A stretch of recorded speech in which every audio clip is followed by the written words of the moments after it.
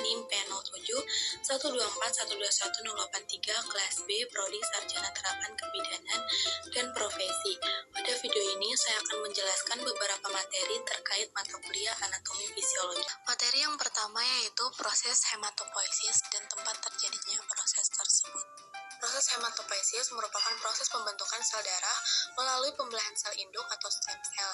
Sel induk hematopoietik atau hematopoiesis stem cell akan berkembang menjadi sel-sel darah dan beberapa sel dalam sumsum tulang. Proses produksi dan metabolismenya terjadi pada sumsum tulang. Proses hematopoiesis tersebut diawali dengan stem cell yang mengalami mitosis menjadi myeloid stem cell dan lymphoid stem cell. Kemudian, common myeloid progenitor dan lymphoid progenitor berdiferensiasi yang dimana stem cell myeloid berdiferensiasi menghasilkan granulosit monosit progenitor yang membentuk neutrofil dan membentuk monosit yang ada pada darah dan makrofag yang ada pada jaringan. Kemudian, eosinofil basofil progenitor membentuk eosinofil dan basofil. Megakaryosit eritrosit progenitor membentuk eritrosit dan platelets atau trombosit. Selanjutnya, stem cell lymphoid berdiferensiasi dan menghasilkan sel dendrit pre-B yang membentuk lymphoid B pada darah dan plasma sel yang ada pada jaringan. Pre-T yang akan membentuk lymphoid T yang ada pada darah. Sel lymphoid juga membentuk NK sel atau natural killer cell. Pembentukan sel-sel tersebut dihasilkan melalui pematangan sel prekursor di dalam proses hematopoiesis. Materi yang kedua ialah anatomi dan fungsi dari bagian-bagian darah. Adalah jaringan lunak yang berada di tengah tulang belakang. Sumsum tulang belakang merupakan tempat diproduksinya sel darah merah, keping darah, dan sel darah putih. Tanpa sel darah yang diproduksi di sumsum tulang belakang, tubuh tidak akan berfungsi dengan baik. Darah yang pertama yaitu plasma. Plasma merupakan darah cair, yakni campuran antara air, gula, lemak, protein, dan garam. Plasma adalah komponen darah yang berperan dalam mengangkut sel-sel darah ke seluruh tubuh bersama dengan berbagai zat lain, misalnya seperti nutrisi, antibodi, zat protein, pembekuan, hormon, hasil limbah tubuh, serta protein yang membantu menjaga keseimbangan cairan tubuh. Yang kedua adalah sel darah merah. Sel darah merah atau eritrosit adalah sel yang paling melimpah dalam darah sebab sel tersebut terhitung sekitar 40-45% dari volumenya. Secara sederhana, eritrosit terbentuk seperti donat tapi tanpa lubang di tengahnya.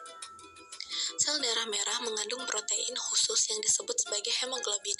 Hemoglobin sendiri berperan penting dalam membantu mengalirkan oksigen dari paru-paru ke seluruh tubuh dan kemudian mengembalikan karbon dioksida dari tubuh ke paru-paru sehingga dapat dihembuskan. Selain itu, hemoglobinlah yang membantu darah tampak merah.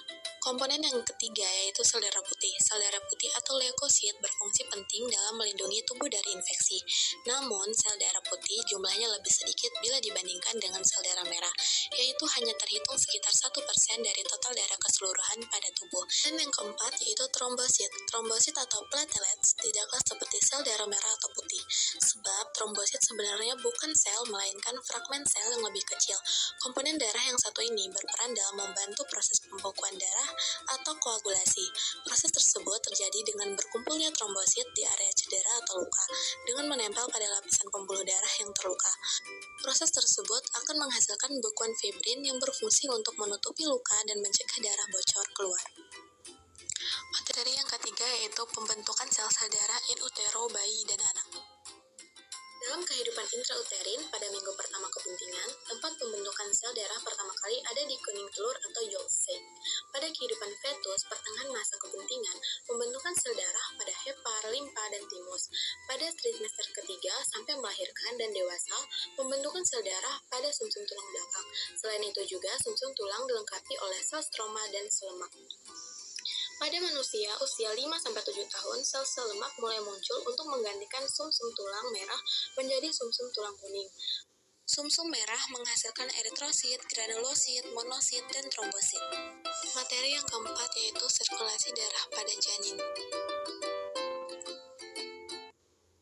Sirkulasi darah janin dalam rahim tidak sama dengan sirkulasi darah pada bayi dan anak. Dalam rahim, paru-paru tidak berfungsi sebagai alat pernapasan. Pertukaran gas dilakukan oleh plasenta.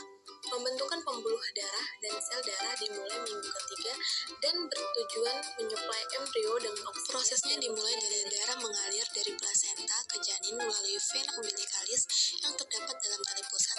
Jumlah darah yang mengalir melalui tali pusat